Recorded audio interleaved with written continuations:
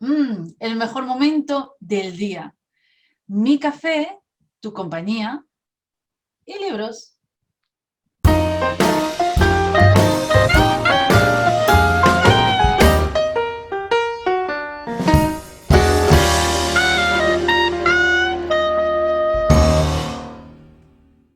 Soy Ana Isabel López, fundadora de Trebolarium, que es una editorial digital de libros y cursos de superación personal.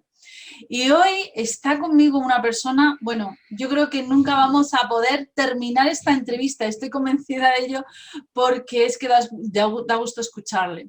Está conmigo Agustín Argelich, no sé si lo he pronunciado bien. Sí, Agustín. muy bien, muy bien. Argelich, bueno, Cuando estaba en Granada me pronunciaban Argelich en la mili. sí, así es como yo lo tenía pensado decir, hasta que me lo has pronunciado tú antes. Bueno, Agustín es el autor del libro Analizar, Actuar y Avanzar. La verdad es que es una metodología en sí mismo el título de este libro, ¿verdad, Agustín? Sí, la verdad es que, vamos a ver, es una propuesta que se basa en que, bueno, en promover que la actuación reflexiva y el uso del pensamiento, evitando un poco la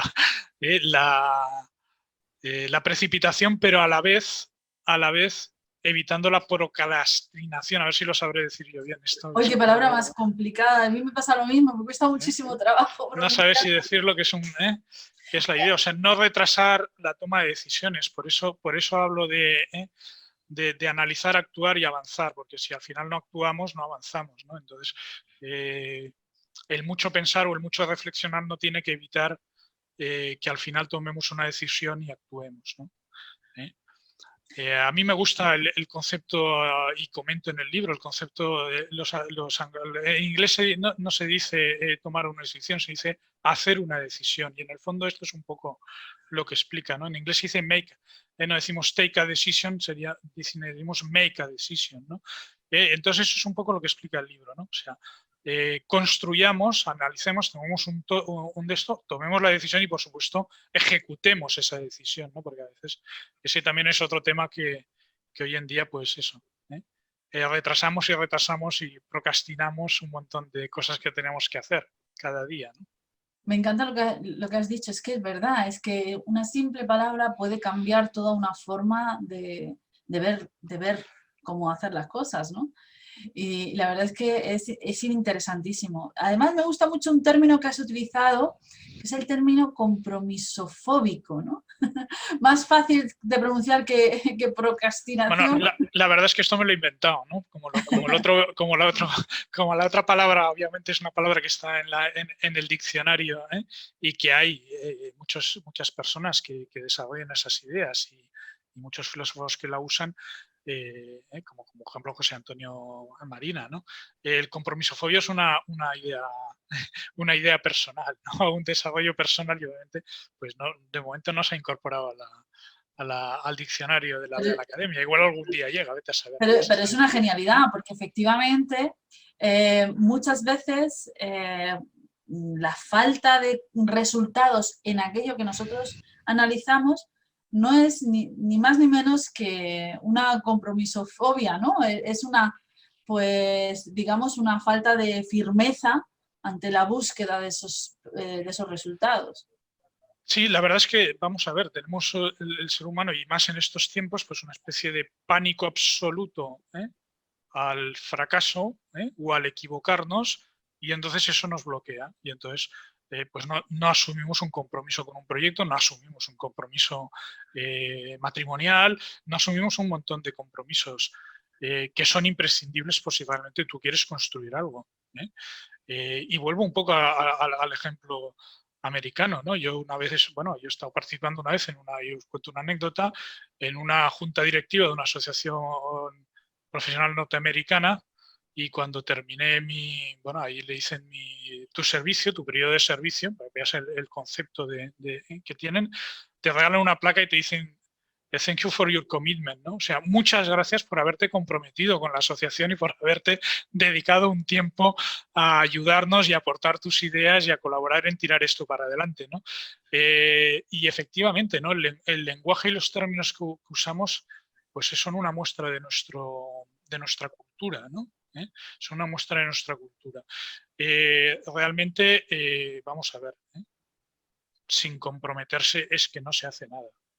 No se hace nada, ¿no? Yo, por ejemplo, trabajo a veces con fondos de inversión que buscan proyectos para invertir, y a los Cuenta.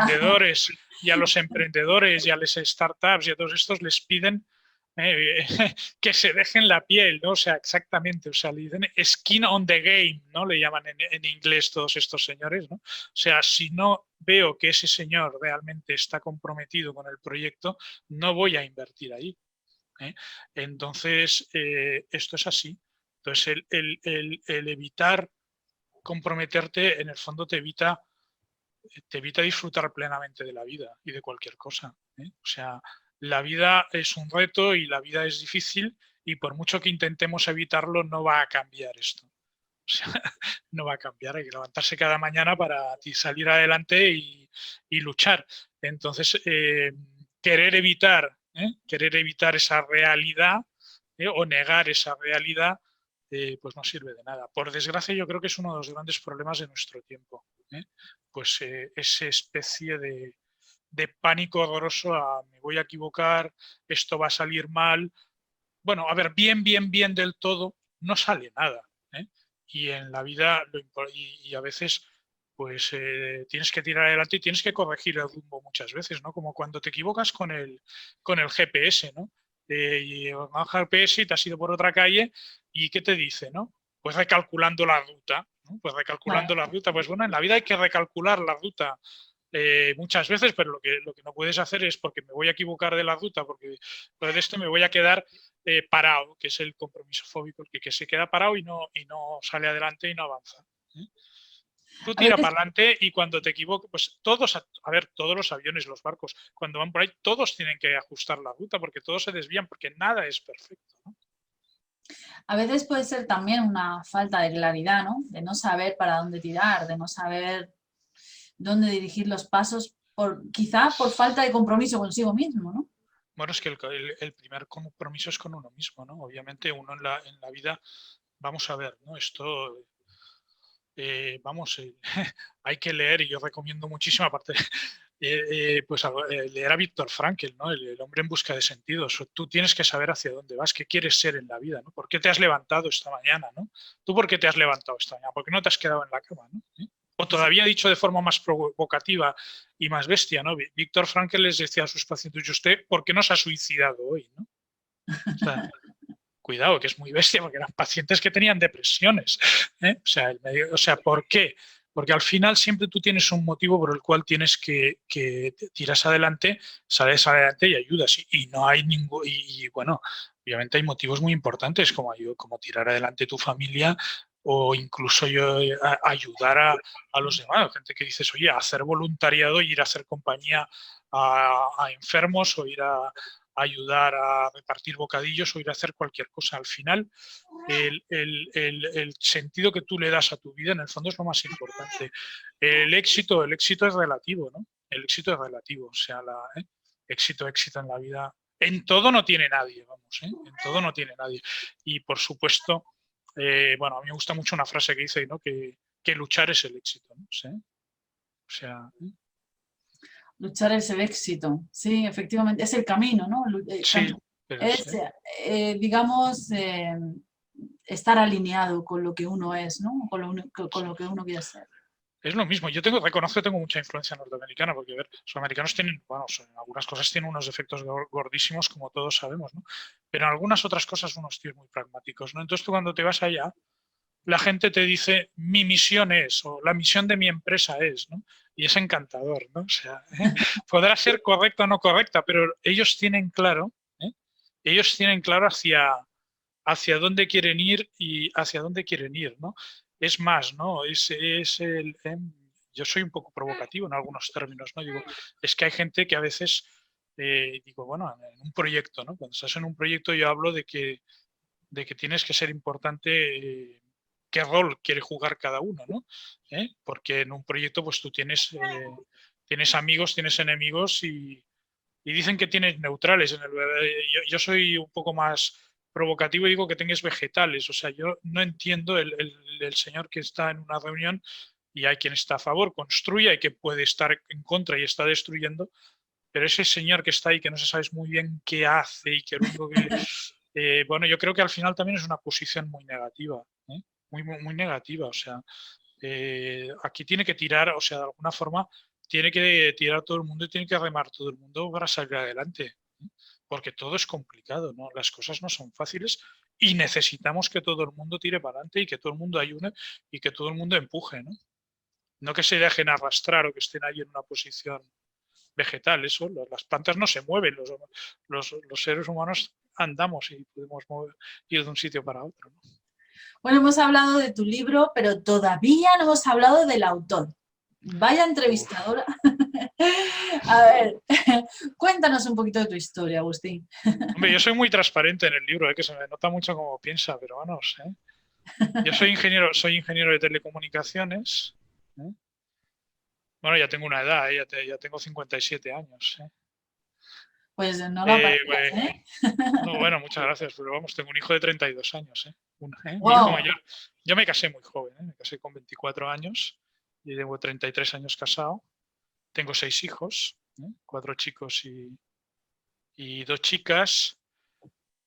Cuando terminé mi carrera de telecomunicaciones, pues en aquellos momentos pues teníamos que hacer el servicio militar. Hice el servicio militar como oficial de IMEC, ¿eh? de milicias universitarias en el ejército del aire. Estuve en Granada 4 meses en la academia en Armilla. Fue una experiencia interesante. Bueno, al final me licenciaron hasta de teniente, o sea, imagínate, ¿no? Y al acabar esto me fui a trabajar a una central nuclear, o sea, imagínate, fíjate que en menudas cosas me pongo, ¿no? Wow. Me fui a trabajar a una central nuclear, estuve 2 años trabajando en la central nuclear de Ascó como responsable de telecomunicaciones de la central. Y yo uso en el libro muchas analogías de mi experiencia en la central nuclear, porque una central nuclear realmente es una cosa absolutamente apasionante desde el punto de vista técnico y puede servir de analogía de muchas cosas de la vida, ¿no? Una central es una cosa que genera muchísima riqueza y muchísima energía, pero como explote la monta muy, Gorda. la monta muy gorda, ¿no? Como ya hemos visto, ¿no? Y un poco la vida, en nuestra vida somos iguales, ¿no? Si a veces nosotros podemos generar muchísima riqueza y muchísimo bien y muchas cosas, pero como no nos cuidemos, pues el día menos pensado explotamos, nos da un infarto y explotamos antes de tiempo, ¿no? Pero sí.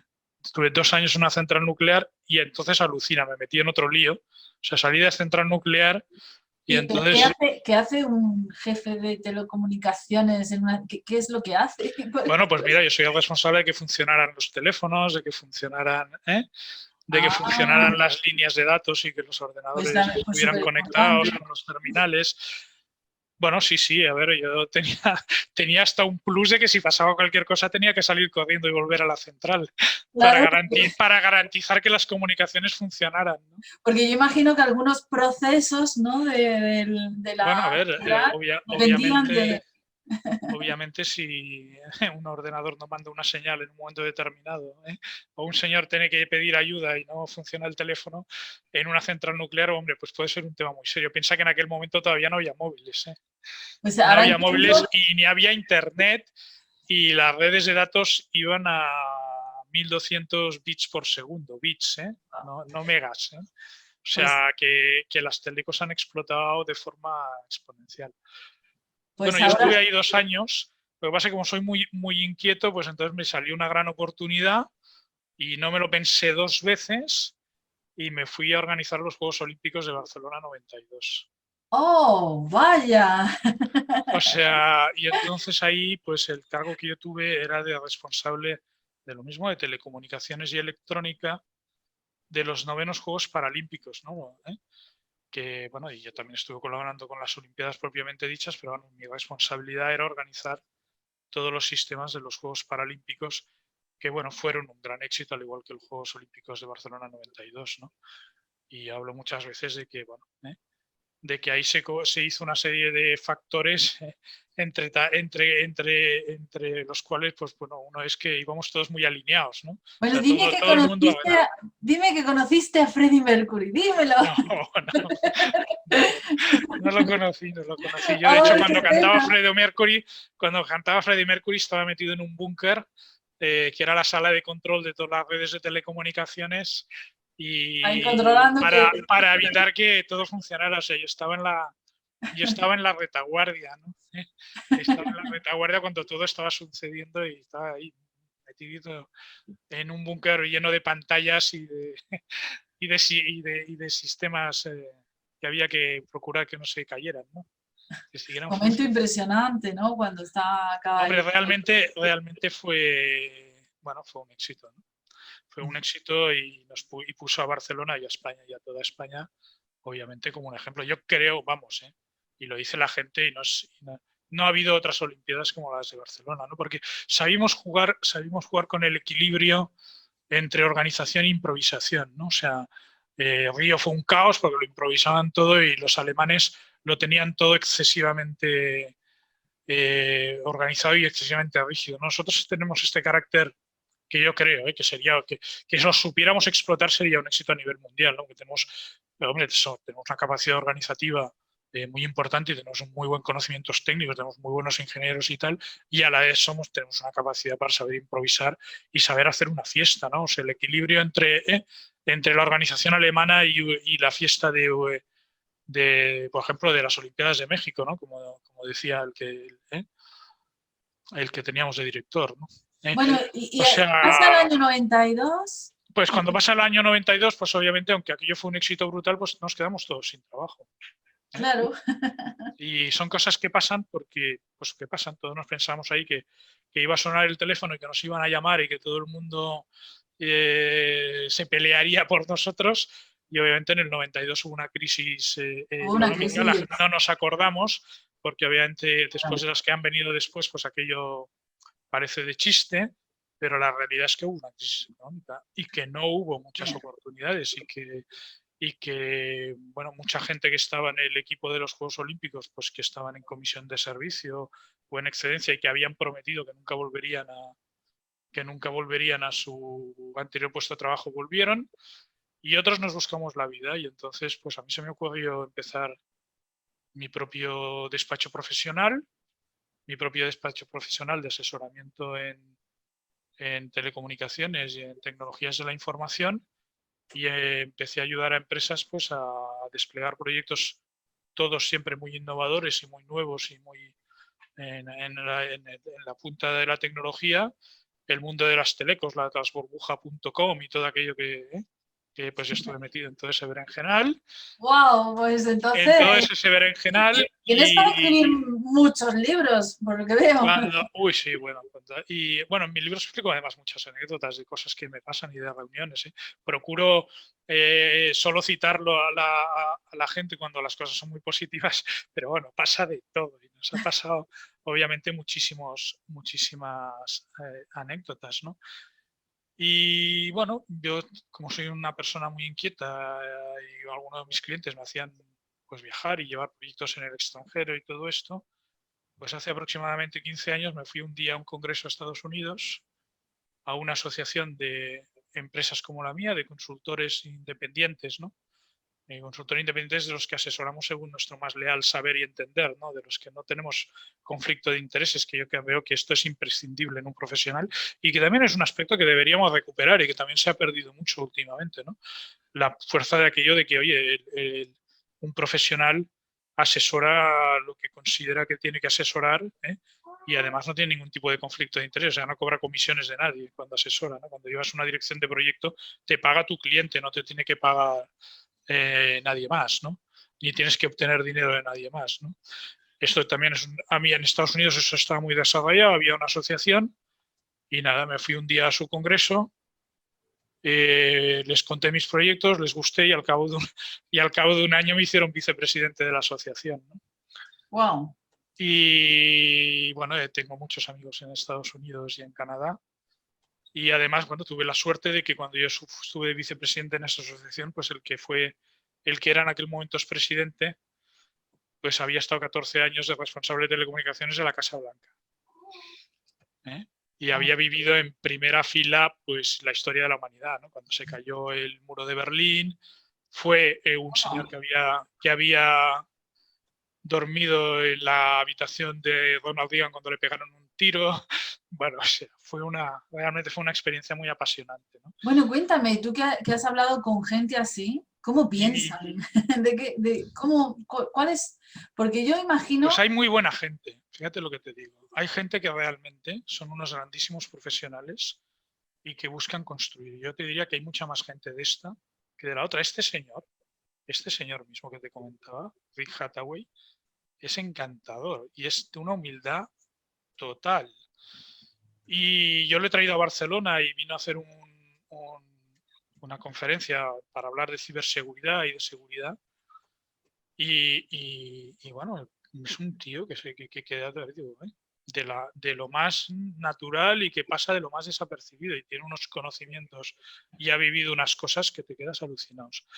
Pues en términos generales, yo te diría que mi experiencia es que la gente, los grandes profesionales son gente muy tratable, aunque hayan tenido grandes cargos y hayan ocupado grandes de esto, ¿no? O sea, sí que es verdad que hay un tanto por ciento, y eso uno de mis clientes lo decía, que era un director de organización de una compañía de más de 20.000 empleados, que obviamente hay un porcentaje de personas tóxicas o de personas negativas y que la experiencia es que están uniformemente distribuidas. O sea, vayas donde vayas, en cualquier nivel te puedes Todas las encontrar organizaciones. con una persona negativa, con un intratable o con un destroyer, ¿no? Y con una persona tremendamente egoísta. Pero en términos generales, bueno, yo te diría que cuanto más prepotente es la persona, más insegura es. Y más, o sea, peor. O sea, sí que es claro que el trato chulesco, el trato prepotente, el trato distante, yo diría que es una coraza que esconde una persona insegura, que esconde una persona falsa, que esconde una persona que no tiene, que no es buena, ¿no? Eso te diría que es más bien mi experiencia. Pero en términos generales, la gente te trata, a ver, una de las ventajas, ya te digo, de Estados Unidos es que ahí te miran por lo que eres o sabes hacer, no por de dónde vienes o a qué lobby. Pero no, tú vas allá a explicar los proyectos que haces y si a la gente les gusta, te aprecian, te valoran y te dan oportunidades, ¿no? En ese sentido bueno, es admirable, ¿no? Aprecian, Te sientes muy confortable y te sientes muy bien, ¿no? Y lo mismo ¿eh? Otras sociedades son tremendamente complejas, también tienen otras virtudes, ¿no? Los últimos años, pues bueno, yo después del grupo después me ficharon en una de estas conferencias, conocí a unas personas de un grupo que era un think tank, que era este que te comentaba antes, el Intelligent Community Forum, y estos me ficharon bueno, me invitaron a participar hace unos 4 años. Es un grupo que me encanta, es el mensaje absolutamente constructivo que transmite de cómo construir sociedades más prósperas y sociedades más inteligentes. Y eso me ha dado oportunidad a ir a otros sitios y meterme en otras sociedades, bueno, tremendas, ¿no? Como ejemplo, pues en Asia, ¿no? Pues como tener la oportunidad de ir a impartir un seminario a funcionarios indios, que India es otro, bueno, es apasionante, pero realmente, joder, no nos queda. Mira, en India el mensaje que me llevé, lo que más aprendí, porque cuando vas a una cosa de estas, aunque formalmente tú vayas a dar una conferencia o a hablar, realmente tú aprendes y te enriqueces lo que no está escrito, ¿no? Y, claro. por ejemplo, en la India el mensaje que me llevé, que me lo comentó pues el decano de una facultad de arquitectura que me invitó a dar una conferencia a sus estudiantes, es que lo más importante en la India, pues yo le dije, fíjate la anécdota, ¿no? Era un estudiante de una escuela de arquitectura y le digo, bueno, aquí tus estudiantes tienen mucho futuro, hay que construir muchas casas, hace falta mucho tema de urbanismo, y me dice, no te equivoques. En la India, aparte de comer, lo segundo más importante es la educación. La casa tiene menos importancia, porque en la India se puede sobrevivir sin tener una casa. Y los indios lo que realmente valoramos es la educación. Vamos, me pareció absolutamente alucinante. Y es así. En la India salen cada día con uniforme, de debajo de un trozo de plástico donde han dormido todos los niños para ir al colegio. Es realmente asombroso, ¿no? Bueno, la India fue exportadora de tecnología, no sé si todavía sigue Bueno, siendo eso. es, a ver, los indios son buenísimos matemáticos y son buenísimos informáticos, buenísimos, buenísimos, buenísimos. Sí. Es realmente una sociedad que la educación es muy importante y que además eso, hacen muchas matemáticas, una cosa que nos falta mucho aquí, ¿no? Fíjate que con todo esto de la pandemia la confusión viene porque la gente no sabe, no sabe distinguir lo que es un porcentaje o lo que es un número absoluto. A veces están diciendo números absolutos y absolutos todo el día por la tele y después representan porcentajes realmente insignificantes, ¿no? Por ejemplo, en el tema de las reacciones adversas de las vacunas. O sea, tú le miras la de millones y millones y millones de personas que se han puesto una vacuna y los que han tenido un coágulo y el porcentaje es ínfimo, ¿vale? Que obviamente a la persona que le ha afectado es una tragedia, pero es ínfimo y por desgracia cada uno reacciona absolutamente diferente y el cuerpo de cada una persona no es ingeniería. Las ciencias de la vida no son ingeniería. Bueno, y no solamente en ese tema, sino, por ejemplo, en el tema de las finanzas a la hora de contratar una hipoteca, a la hora de invertir, a la hora, pues lo te lo aseguro. básico, la gente no sabe diferenciar entre interés compuesto, interés simple, No, y claro, pues ahí es donde... A ver, las matemáticas son clave y en eso los indios son muy buenos. Los indios explican matemáticas, matemáticas, matemáticas, matemáticas, matemáticas, por eso son buenos en informática. Y las matemáticas son clave y en España no le damos la importancia que tiene que tener y un porcentaje es súper importante. O sea, cuando te hablan de que si estamos en base 100 y te dicen que ha caído el PIB un 20%, se ha puesto en 80. Si te dicen que el PIB ha subido un 20% desde 80, ha subido 16 puntos, con lo cual suma 96, con lo cual no hemos recuperado lo que Claro, todo hemos llegado a caer. Y eso la gente no lo entiende. y eso la gente no lo entiende, sobre todo a No la lo hora de entiende. evaluar una inversión o de evaluar cualquier cosa. Efectivamente, no lo entienden, no entienden los márgenes, no entienden conceptos que son absolutamente básicos. Entonces, matemáticas, matemáticas, matemáticas, matemáticas, y hay que dedicarle mucho tiempo. Al final, lo más importante de todo es matemáticas y el dominio del idioma, del lenguaje. Es tan, tan importante, ¿no? Y además es que esto es un tema, esto está estudiado en los neurolingüistas. La Uy, gente que habla varios idiomas desarrolla diferentes áreas del cerebro y tiene una riqueza brutal, ¿no? Es el don de lenguas del Espíritu Santo. Son unos privilegiados la gente que son políglotas. ayer estuve escuchando precisamente una anécdota en ese sentido, graciosísima, de un mexicano millonario que estaba dando una clase magistral sobre exportaciones, sobre cómo exportar, ¿no? Y él hablaba Sí. de la dificultad de la lengua y decía que un día fueron a China. Y entonces tenían un traductor y el hombre empezaba a decir, pues muchas gracias, hemos valorado esto, nos ha encantado, además nos ha parecido que no sé qué, no sé cuánto, y después de dar media hora hablando, el chino cuando traducía decía, Wan, chin, chin, chin, y decía una frase corta. Y el hombre se quedaba y volvía otra vez, porque no sé qué, porque no sé cuánto, y hemos valorado y patatín, no sé qué. Y al final el chino, otra frase corta. Un consejo y una anécdota. El traductor que lleves a una negociación internacional de este estilo tiene que ser de tu más estricta confianza. Es que la anécdota Y graciosísima... ojalá hablaras tú. Siempre hay que hablar en el idioma de ellos, no en el tuyo. O sea, en la medida de lo posible, siempre tienes que procurar, que el otro se sienta muy confortable. Sí. Y obviamente si dominas chino tienes un futuro espectacular en el mundo, ¿no? Y si no, el traductor tiene su más confianza. Bueno, en este caso... Si hay maldad, te puede traducir diferente. O incluso, yo te diría, vamos a ver, ¿no? Vamos, eso sí, ya te cuento, es que me has motivado diciendo que te cuente cosas de negocios y de negociaciones. Hombre, yo he suavizado negociaciones,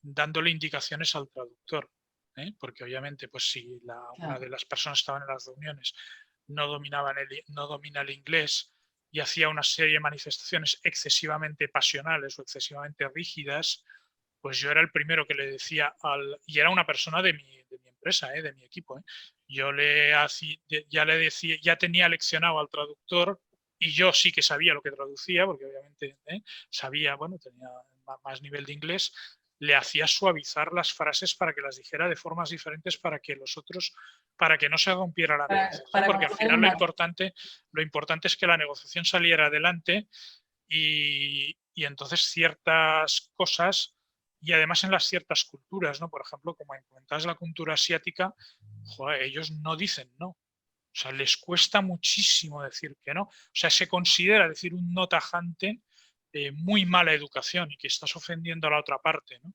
Entonces, todo ese tipo de cosas hay que tenerlas muy en cuenta, ¿no? En el mundo asiático las negociaciones son infinitamente más lentas. En cambio, en el norteamericano son unos directos que van a saco y si no les gusta te ponen a caldo y te lo sueltan sin anestesia y te lo tienes que comer y no pasa nada y no te lo tienes que tomar excesivamente mal porque pues son vaqueros. Bueno, en este caso, la anécdota acababa contando este hombre que decía, bueno, vamos a tener que buscarnos otro traductor porque este señor no explica. Y entonces el traductor que lo escuchó le dijo, vamos a ver, es que lo que estáis diciendo nosotros para todas esas frases tenemos un solo símbolo, un solo concepto. Entonces no Es podemos que es estar así. repitiéndolo. Y claro, pues por eso la frase era tan corta. Entonces hay que comprender la idiosincrasia del idioma también, ¿no? O sea, Es que es así, porque efectivamente no hay vocales y consonantes en chino, hay conceptos y hay miles de conceptos y la gente no los llega a dominar y la escritura es complicadísima y eso les afecta a la educación, ¿no? En el chino yo semejante, yo conozco, sobre todo tengo muy buenas relaciones en Taiwán porque el think tank, el think tank tiene muchísimas actividades y un centro de investigación y de desarrollo de esas ideas en Taiwán. Claro, el esfuerzo que tienen que hacer los chinos para aprender el idioma y para aprender a escribir es tan fuerte que entonces tienen otras carencias. No son creativos, no son innovadores, no son buenos programadores, a diferencia de los indios, no son tan buenos en matemáticas. Claro, les condiciona muchísimo, les condiciona muchísimo. Ahora, Oriente es una sociedad apasionada y, por ejemplo, a la hora de afrontar una crisis y como ha sido la de la pandemia, pues hombre, han tenido un éxito contrastado. Por ejemplo, Taiwán, y conozco muy bien el caso de Taiwán, de cómo ha gestionado la pandemia, porque pues tuvieron la deferencia de invitarme a mí el 8 de febrero del año pasado, justo cuando explotaba toda la pandemia. Me aseguraron que lo tenían controlado. Yo me fié porque, vamos, la persona que me invitaba y además... es que, bueno, realmente quien invitaba era el gobierno taiwanés y tenía una audiencia con la presidenta del país, ¿no? Y nos recibió la presidenta del país, a las personas que fuimos del think tank pues lo han gestionado también porque es una sociedad tan disciplinada y que van todos tan ordenados que te vas a quedar alucinada. No llegan, un año y pico después, no llegan a 1000 enfermos o 1000 contagiados y solo han tenido 9 difuntos, 9. Porque claro, pero claro, sin parar el país ni un día y sin confinar nada, nadie, simplemente con un sistema de control brutal que cuando había un contagio lo bloqueaban y obviamente unos controles en la frontera y cuando tú llegabas al país, bueno, cuando se puso la cosa seria, te tenías que estar 10 días en un hotel y el Estado te obligaba ahí y estabas protegido y la policía te cogía en el aeropuerto y te llevaba al hotel y de ahí no te movías durante 10 días.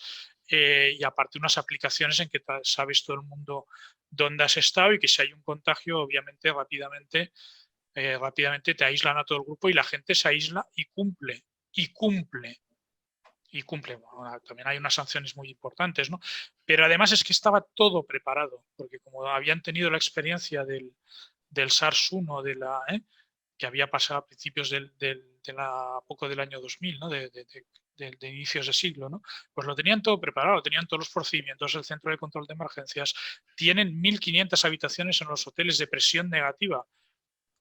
Antes de contar lo de la nuclear, ¿no? En una nuclear la sala de control tiene presión positiva para que la contaminación no entre y los señores que estén ahí en la control, en caso de incidencia, sean capaces de frenar y de controlar la planta, ¿no? Pues bueno, con las enfermedades contagiosas pasa exactamente lo contrario. Tú tienes que procurar que el virus no salga fuera. ¿Cómo lo haces? Pues teniendo menos presión dentro en la sala y más presión fuera de la sala, con lo cual al final el bicho no sale. Pues en los hospitales taiwaneses hay 1.500 habitaciones de presión negativa, absolutamente todo preparado. Es admirable.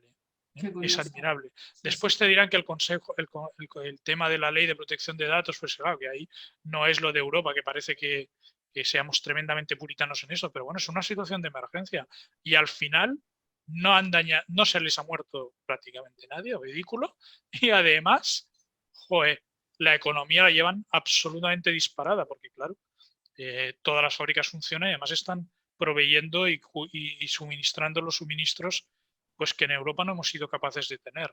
Es realmente admirable. Pues sí, la verdad es que sí, que es admirable. Y la verdad es que nos falta mucho de mirar pues en otros lugares para comprender.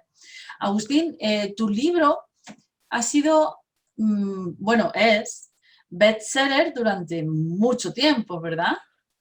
Bueno, lleva, a ver, bestseller o ves descargado, ¿no? Porque la verdad es que a mí se me ocurrió, a ver, yo no era un escritor mediático y conocido y tal, ¿no? Y entonces, bueno, yo me autopubliqué el libro, porque obviamente, porque a base después de consultar a mucha gente, pues ninguna de las personas con las que, bueno, yo estoy en un máster de liderazgo de la Universidad de Lérida y otros profesores y otra gente que imparte ahí seminarios y conocidos que han escrito libros, ninguno estaba contento con la editorial en aquel momento. Nadie, todo el mundo se quejaba de no sé qué, ¿no? Yo como estoy en tema de innovación, estoy en el tema digital, pues dije, pues me lanzo, me lo autopublico y lo distribuyo por internet, ¿no?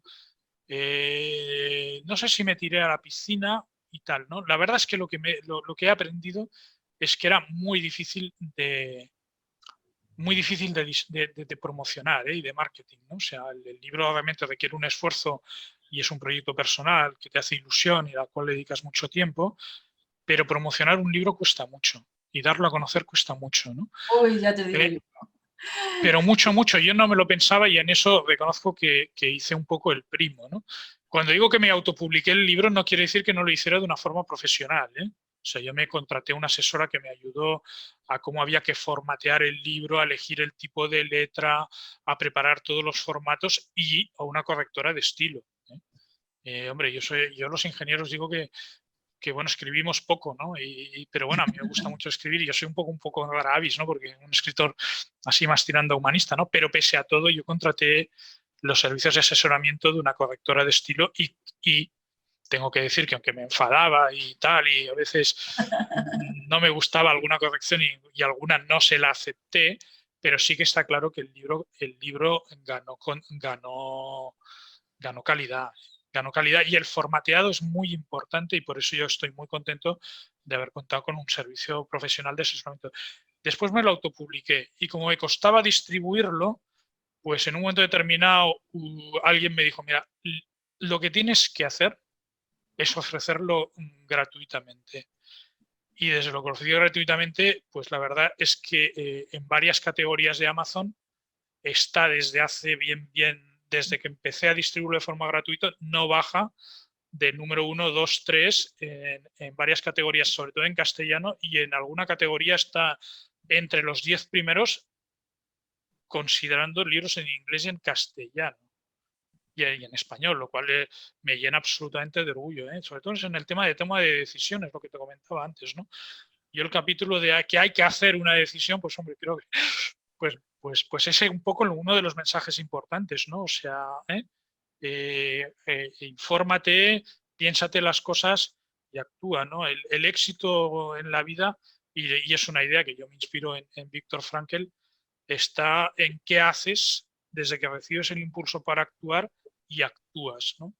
Y actúas, ¿no? En ese equilibrio entre no precipitarte y no procrastinar, ¿no? Que decíamos antes, ¿no? Ahí está la clave y obviamente en saber qué te motiva y qué quieres hacer y qué misión quieres hacer y qué quieres aportar y qué aquello de qué huella, ¿no? Porque en el fondo Hombre, todos estamos en un periodo de la vida, somos un eslabón, ¿no? Pues hombre, lo importante es que no lo rompas, ¿no? Y que sepas capaz de transmitir todo lo bueno y no lo malo, ¿no? Y de ayudar a que el mundo sea un poquito mejor de lo que era. ¿Y te ha llevado ese libro a alguna otra cosa, algún otro proyecto? O... A ver, yo te diría que aquí, hombre, a mí me hubiera gustado, pero eso es diferente, ¿no? Hombre, me hubiera gustado, pero es un tema complicado, ¿no? Me hubiera gustado lanzar en paralelo, y es un proyecto personal, pues más una actividad de conferenciante o de... Sí, de conferenciante. Pero es un tema, es un negocio que ha cambiado mucho, ¿no? Ya antes de la pandemia, ¿no? ¿Eh? Y le dediqué un tiempo, pero vamos, no he conseguido lanzarlo. Sí que es verdad que a través del think tank pues recibo muchas invitaciones de ir a dar conferencias, pero es dentro del entorno del think tank, ¿no? Sí que me hubiera buscado evolucionar más hacia un tema de ese estilo, pero bueno, sí que Bueno, y profesionalmente he todavía no está evolucionado. todo, todavía No, no no, está todo obviamente, dicho. obviamente. Igual es un tema que cuesta más de salir y más lento, como lo de la promoción que te comentaba, ¿no? Sí que igual empecé en paralelo con el tema del libro, otra cosa que me gusta mucho hacerlo, la verdad, que a veces te desesperas porque es muy complicado, que es mentorizar startups. Oh, qué bonito. Entonces esto, sinceramente, es un trabajo que es muy agradecido. A mí me gusta muchísimo porque sacar proyectos de delante, algunos son proyectos alucinantes. Por ejemplo, ahora estoy en uno que es maravilloso, que lo están pasando mal porque en España pues el apoyo a las startups es muy complicado y la financiación es muy difícil de conseguir. Hemos diseñado, bueno, hemos estado involucrados en el tema de respiradores con todo el tema del COVID y este es un equipo de ingenieros de Barcelona que ha diseñado un respirador de emergencia que sustituye al boca a boca cuando hay una parada cardiorrespiratoria. Oh, qué maravilla. Estamos lanzando este proyecto, vamos, nos cuesta ¿Y muchísimo, tenemos cómo muchísimas está? reuniones con todo el mundo, pero bueno, el mensaje de la prensa de que no, todo el mundo se hace multimillonario con una startup, pues bueno, con algunas sí, con otras no. Por ejemplo, esta que es un medical device, es un equipo médico, pues requiere mucho dinero, requiere muchas pruebas, requiere años de desarrollo del proyecto, requiere homologar los equipos y después requiere introducirlos en los procedimientos médicos. Y aunque tenemos el apoyo de médicos súper reputados, pues a los inversores les cuesta, les parece que el tiempo en que el producto va a estar en el mercado es demasiado largo, que el periodo en que van a recuperar la inversión es demasiado largo y en cambio, por otra parte, pues para mí es apasionante porque realmente es un proyecto que puede salvar la vida a muchísima gente. ¿Eh? Bueno, y no solamente eso, sino que siempre va a hacer falta Sí, respiradores. sí, sí, ¿no? Y el tema, A sí, sí, largo plazo. efectivamente. Y entonces, ¿cómo funciona el sistema de los Business Angels aquí en España? ¿Cómo lo ves? ¿Qué cara? Hombre, con toda sinceridad, ¿no? Soy un poco crítico, ¿eh? O sea, porque mucho es lo que se dice para que después, muchas veces después te pongan 50.000 euros y 50.000 euros no vas a nada. Porque un equipo de ingenieros como Dios manda te cuesta 50.000 euros al mes, un mes, ¿eh? Solo un mes, ¿no? O sea, en España hay que apostar muchísimo más fuerte, pero es que a su vez la legislación fiscal, laboral, es que no ayuda a nada. O sea, realmente tendría que haber, y hay gente empujando una ley de emprendimiento que fuera de verdad. O sea, en las empresas hay que invertir mucho dinero. Las valoraciones que se hacen cuando se hacen una ronda de ampliación son ficticias. Esa compañía no vale nada. La compañía vale en el momento en que te venden las acciones y alguien te las compra por una pasta y entonces puedes pagar impuestos, ¿eh? pero, pero las compañías necesitan, o sea, todos los proyectos necesitan mucho más dinero de lo que se dice, ¿vale? Y claro, entonces los business angels lo que les gustan son las apps y lo que les gusta es solo el software y cuando hay hardware pues se lo miran así complicado y cuando es un tema médico también se lo miran complicado. Yo otras startups que he mentorizado, por ejemplo, es un sistema de control de monitorización de pacientes con glaucoma. Joder, el glaucoma te deja ciego y la gente ahora va una vez al semestre al médico, al oculista cuando van. Y en cambio con ese aparato te puedes medir la presión ocular cada día, te puedes ajustar la medicación cada día. Y de esto, también he colado con otro proyecto que es para controlar el corazón, para gente que tiene problemas y está haciéndole permanentemente un encefalograma, midiendo los parámetros de cómo funciona el corazón para evitar que sufra un paciente, pero cuesta mucho, ¿eh? O sea, bueno, yo también reconozco que me meto en proyectos que técnicamente o tecnológicamente son muy complicados. O sea, que no es una startup para vender o que no es... o sea, para mí una startup, con todos mis respetos, pues no es... no aporta valor añadido, no es la economía que yo quiero. El de unos señores en bicicleta que van a buscarte la hamburguesa porque te da pereza bajar la escalera e irla a buscar a la tienda, ¿eh? Eso no es, desde mi punto de vista, y perdona que sea de esto, no es innovación, y a veces nos fijamos mucho en apps que hacen cosas que están bien y que te ayudan la vida, pero que realmente no aportan un impacto de verdad, como es todo el tema de telemedicina o como es todo el tema, este tipo de cosas, De robótica, o de robótica, por ejemplo, temas de robótica que puedan ayudar a gente que tiene problemas de exoesqueletos o cosas de estas. Esos son proyectos de verdad, ¿eh? Es que además la robótica, pues en principio todo el mundo habla de que es el futuro, y yo creo, no sé cómo lo verás tú, yo no entiendo de esto mucho, pero yo creo que España a lo mejor está muy a la cola en el terreno de robótica, ¿no? Puede ser. Hombre, está bastante, pese a todo, tenemos equipos buenísimos, ¿eh?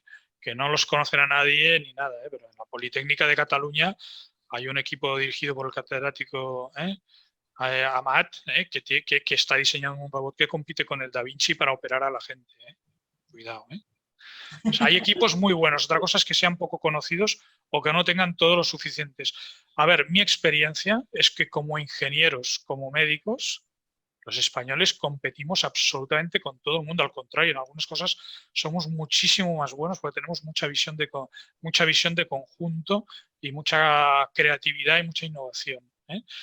No nos lo creemos, yo lo digo. Yo te he explicado la anécdota. Yo llegué a Estados Unidos, me dieron un micrófono, expliqué lo que hacía, se levantó una persona y me pusieron de vicepresidente y me nominaron de vicepresidente de una asociación profesional, simplemente contando lo que hacía. O sea, somos igual de buenos que ellos. Y la gente cuando vas y lo cuentas lo aprecias. Lo que pasa es que lo que no podemos hacer es quedarnos encerrados en casa, no ir a explicar lo que sabemos hacer o tener complejos o decir que inventen otros, ¿eh? Oh, me encanta lo que estás diciendo, porque es Porque que claro, somos gente que vamos, la formación en España, sobre todo la formación universitaria, todavía mantiene ciertos niveles, ¿eh? Sí que se me quejan algunos amigos que dan clase que ha bajado el nivel, pero por ahí la gente no es perfecta y también tiene sus limitaciones. Y en ese sentido, hombre, un poco de autoestima y sí que nos irían. Ahora, dicho esto, a veces nos autodestruimos nosotros mismos, ¿eh? sí. Porque, porque te voy a poner ejemplos y yo lo he explicado en otras cosas, ¿no? Que decir, oye, yo pongo mis ahorros en una empresa, ¿vale? Y al final esos ahorros dan un beneficio, la empresa paga un 25% de impuesto de sociedades y después te ponen un 23% a la renta cuando tú recibes esos dividendos. O sea, que tú hayas invertido la rentabilidad de poner dinero en una empresa te paga el 48%, o sea, paga el tipo máximo de la renta. Y eso es una verdadera aberración. O sea, si la gente invierte, porque el gran problema en España de las empresas y de los proyectos es que no estamos capitalizados. También decimos, no, las pymes, España tiene un país que tiene demasiadas pymes y no crecen. Y la pregunta no es esa, la pregunta es ¿por qué no le dejamos crecer? Y no les dejamos crecer por eso, porque no estamos ayudando a que las compañías se capitalicen, porque no tenemos un sistema de préstamos. Por ejemplo, oye, muchos señores que están en una startup se están dejando la vida porque les están pidiendo garantías personales, porque han puesto la hipoteca de su piso para levantar la empresa. Y eso es una vergüenza. Cuando tú pones dinero en una empresa no te puedes jugar tu piso, porque además te destroza anímicamente y te destroza psicológicamente. Es una aberración. Entonces, toda esa cultura tiene que cambiar diametralmente. Tenemos capacidad intelectual y tenemos conocimientos para hacer un montón de cosas, pero no podemos ponernos una losa encima. O sea, el Estado en España, o sea, a veces parece que en España ganar dinero o crear riqueza sea un pecado. Pecado, sí. Y no lo es. O sea, ganar dinero, generar riqueza, y tiene que hacer facilidades, porque Es que lo que no podemos hacer es cargar de impuestos Por ejemplo, el impuesto de sucesiones o de transmisiones. O sea, no puedes cortar la riqueza entre generaciones, no puedes. O sea, las inversiones en empresas, y especialmente en empresas innovadoras, tendrían que estar súper primadas y tendrían que recibir, vamos, el apoyo fiscal absolutamente por parte del gobierno. Si no, si el gobierno solo se preocupa en querer comprar, y es lo que digo, ¿no? Tú puedes poner los impuestos al 80, al 90, al 70 y lo decimos, ¿no? Pero si no creas un ecosistema que genere riqueza y que genere prosperidad, y las empresas tienen pérdidas, el 80% del impuesto es cero. El 80% de, si no hay beneficios, es cero, no cobras nada. Con lo cual, ¿por qué no pones el 15% y procuras que las empresas ganen mucho dinero? Es lo que decíamos antes, de que no sabemos la diferencia entre el porcentaje y los números Claro, absolutos. sí. Y además estamos todo el día masacrando en números absolutos, todo el día, y hay que saber leer cuándo es importante un número absoluto y cuándo es importante un porcentaje, un número relativo. Es súper importante todo esto. Volviendo al libro, Agustín, ¿qué va a conseguir tu lector? O sea, ¿cuál es, digamos, la gran enseñanza vital que Hombre, va a yo creo, encontrar tu lector? a ver, mira, te voy a contar otra anécdota. Solo hay una diferencia entre la versión en español y la versión en inglés, ¿no? Y en la versión en español hay una frase que dice que yo no pretendo, que no es un libro de autoayuda, ¿vale? En el sentido tradicional. Porque al final, yo lo que busco sobre todo es que la persona reflexione, piense y encuentre una idea inspiradora y motivadora para tirar para adelante. Porque el libro, yo no soy de esto que dicen todos los libros de autoayuda, no, leer este libro te va a cambiar, no, cambias tú. Con lo cual yo me conformo con que el lector se sienta inspirado, motivado, encuentre una idea que le enriquezca, una idea que pueda utilizar, aunque sea una idea táctica o decir, mira, un truquillo para gestionar una reunión o para saber dirigir una reunión o para saber dirigir un proyecto, ¿no?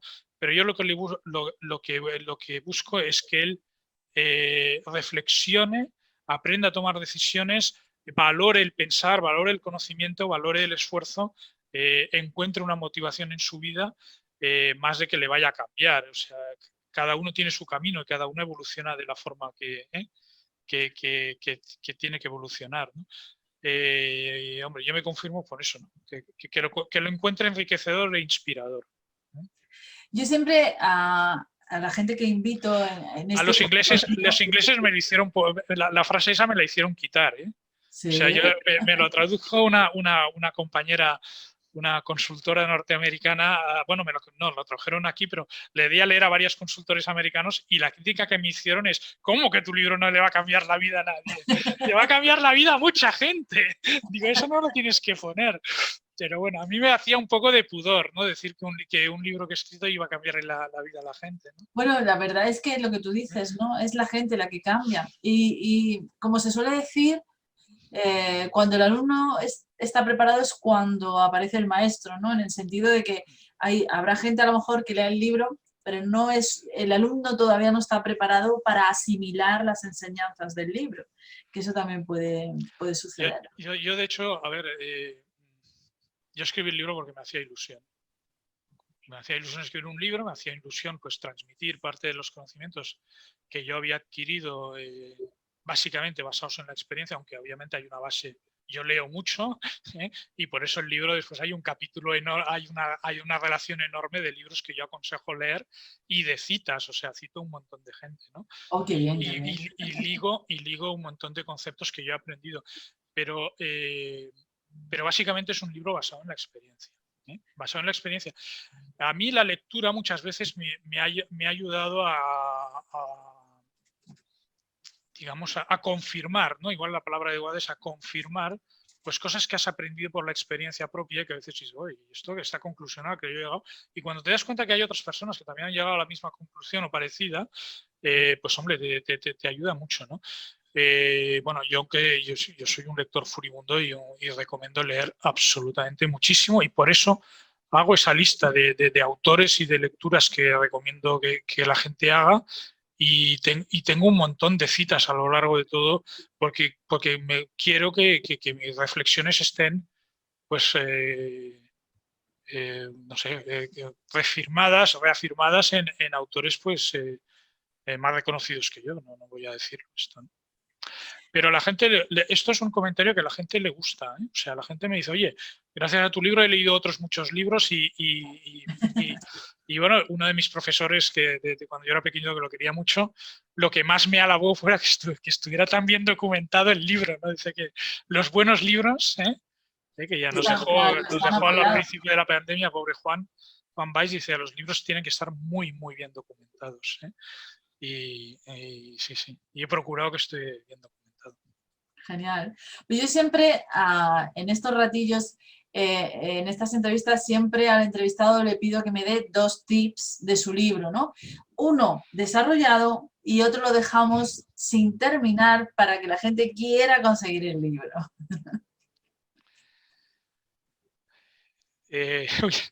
No sé, es difícil. La verdad es que, bueno, ahora porque me he acostumbrado y porque obviamente tenemos una conversación así muy, muy distendida y muy de café, ¿no? Como decías, ¿no? Yo también tengo aquí mi taza de café, que una de las que me han puesto mis hijos, ¿no?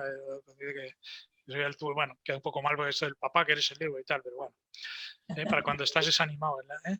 Pero, a ver, ¿cómo te lo diría? Bueno, sí, Por yo creo ejemplo, que... relacionado con negociación, ya que has hablado mucho de negociación. Mira, una frase que yo creo que resume muy bien y que es un tip muy importante. La vida es negociar. Muy buena frase. Y la Fíjate. negociación nunca se acaba. La gente se piensa que cuando has negociado ya está. No, y negociamos todo el día. Negociamos con nosotros mismos, negociamos con nuestra pareja, con nuestro esposo, con nuestra mujer, eso está clarísimo, con nuestros hijos, con nuestros socios, con nuestros empleados, con nuestros clientes, con nuestros proveedores. O sea, la gente se cree que cuando se firma un contrato está todo resuelto y que ya está ahí todo y ya se acabó la negociación, y no es verdad. Después hay que ponerlo en práctica y hay que negociar el desarrollo y el despliegue. O sea, vivir es negociar. Y la gente que no se lo cree se equivoca. Y tú que eres papá, seguro que estarás de acuerdo conmigo que los negociadores más duros son los niños, ¿a que sí? Hombre, sí, sí. Bueno, y ahora que hablamos de niños, un consejo, que bueno, no es mío, es pero que es del gran terapeuta que es José Antonio Marina, ¿no? Que prohibir no es pecado, hay que prohibir, y hay que decir que no, y cuesta más decir que no que decir que sí a los hijos. Sí, cuesta. Y educar a los hijos no consiste en dejarles hacer todo lo que quieran. Hay que corregir, y corregir cuesta muchísimo más que mirar hacia otro lado. Necesitan una guía, necesitan disciplina, necesitan orientarse, porque si ellos son los capitanes de su barco, pues el barco no termina de... Tienes que enseñarles exactamente a eso, a autodisciplinarse y autocontrolarse. Y eso viene de la filosofía clásica y de Aristóteles, ¿no? Porque al final el exceso de mando y que tú los coartes es absolutamente negativo. Tú les tienes que enseñar a que se hagan mayores y a que ellos mismos sean capaces de tomar sus propias decisiones y de salir adelante de forma autónoma, ¿no? Bueno, y el tip que vamos a dejar a medias para que la gente diga que además es un libro, como bien has dicho, es un libro fácil de conseguir, porque es un libro pues que está... no hay nada más que ir a los 100 más vendidos en gratis de Amazon, y ahí está descargable porque está entre las primeras... Y también está en Google. Y una cosa, se descarga muchísimo más en Google Play que en Amazon. La gente no se lo cree, pero del orden del 80% de las descargas son en Google. Oh, me encanta ese dato. Sí, pues sí, tengo las estadísticas y un día, si quieres, hacemos una sesión sobre estadísticas de desglose y de los países y tal. Y además, bueno, cuando escribes en español y más un libro de este estilo, Sudamérica es brutal. O sea, las descargas que se producen desde Sudamérica en países como Colombia, Venezuela, México, Argentina, pero pues sobre todo Colombia, Venezuela, México, es una verdadera pasada. Sí. Es una verdadera pasada y es una gran ventaja que tenemos los que escribimos en español, ¿no? Que llegamos a 550 millones de personas, ¿no? Y eso es, Es un regalo. eso es impagable, ¿no? O sea, Es un regalo, sí, sí, es sí. absolutamente una bendición, ¿no? Bueno, yo te diría que en cuanto a esto, pues mira, que yo digo que es un libro que la gente se cree que estamos en unas situaciones muy, muy, muy, muy complicadas, y yo defiendo todo lo contrario, ¿eh? Que estamos mejor, la humanidad está mejor que nunca, aunque no nos lo creamos, ¿eh? Me Aunque no encanta nos esa lo frase. creamos, Me porque encanta. tenemos, Gracias. y voy a decirte porque por 3 puntos, ¿eh? 3 puntos, porque creo que tenemos la mejor tecnología que ha tenido nunca la humanidad, pues bueno, que hayamos sido capaces de, con todo lo de esto, de sacar vacunas en apenas 12 meses o menos, tenemos la mejor tecnología que hemos tenido en el mundo, o como ahora estamos haciendo, grabando y haciendo un programa de televisión con un ordenador que no vale nada, ¿no? O sea, tenemos la mejor tecnología que ha habido nunca. Tenemos la mejor capacidad de comunicación entre nosotros que ha habido nunca, y cuando la gente habla y tiene diálogo, tiene goce y tiene comunicación, pues no hay conflicto. O sea, no hay nada peor que un muro para que dos señores estén deseándose pegar todo el día. O sea, tenemos una capacidad de comunicación brutal, y estamos hablando aquí a 1000 kilómetros de distancia, pero puedes hablar a 10.000 o a 15.000 y no te cuesta nada. O sea, tiene una capacidad de enriquecimiento brutal. Y después tenemos un conocimiento sobre nosotros mismos y unas bases filosóficas brutales que no debemos perder. Yo creo que estos 3 puntos, a mí me gusta siempre hablar de, para apoyar una cosa, que tiene que tener como mínimo 3 puntos, y entonces el mensaje del libro es absolutamente optimista en ese sentido. O sea, eh, habrá muchas dificultades y tendremos muchos problemas y parecerá que todo se hunde, pero tenemos más herramientas, y ese es un mensaje total, y ahí explico muchas herramientas organizativas, filosóficas, para tirar adelante. Para tirar adelante no, más que las que ha tenido nunca ninguna otra generación en la historia de la humanidad, con lo cual no tenemos ningún derecho a quejarnos. Que la vida es fácil, no. Que la vida, que pensar que tenemos que tener la vida solucionada es el peor error. Que el estado de bienestar no es el estado de vegetar. Me No lo encanta. es, nos confundimos. El bienestar es estar satisfecho contigo mismo, aunque estés cansado, destrozado y agobiado, pero es que sabes que estás haciendo lo que tienes que hacer y que das lo mejor de ti mismo. Eso es estar satisfecho, y el bienestar, no el estar en una tumbona tirada con un señor que te pone todo porque lo tienes todo resuelto, porque el papá Estado te cuida, tal. Eso es un error garrafal. Pero es que además, ¿qué sentido tendría la vida si no Está tienes un claro. reto, si no tienes algo Sí. por lo que avanzar? Pues la verdad es que me encanta ese broche final optimista, porque pues, todo, no oyes nada más que opiniones negativas a todos lados, y la verdad es que alguien además con conocimiento de causa pueda regalarnos pues esa idea de que a pesar de todo tenemos grandes herramientas para avanzar y hay futuro, que es lo importante. Yo creo que por Hay eso voy a abrir, futuro y buenísimo, ¿eh? Buenísimo. El problema somos pues nosotros mismos, ¿eh? claro, nuestras propias barreras. Sí. Pues yo creo que por Que, eso voy a que en brindar el mi libro café. comento varias, ¿eh? Las barreras que nos impiden avanzar, ¿eh? Ah, genial. Pues ya sabes, apuntar. Bueno, que sepas que yo tengo tu libro, yo lo tengo Bueno, descargado. bueno, muy bien. Muchísimas gracias, y muchísimas gracias por esta oportunidad y por compartir con todos tus seguidores pues estas reflexiones, ¿no? Pues bueno, como decía, yo siempre al final de cada café contigo, pues así se llama el espacio, siempre brindo con mi café. Pues nada, oye, Es una forma rara, pero brindo pues precisamente por ese broche de oro de que muy bien. tenemos un precioso futuro. Muchísimas gracias, Agustín. Ha A sido de verdad vosotros. un regalo. He aprendido un montón contigo y yo creo que quien escucha también. Y bueno, pues de verdad, gracias. A vosotros. Venga, fuerte abrazo.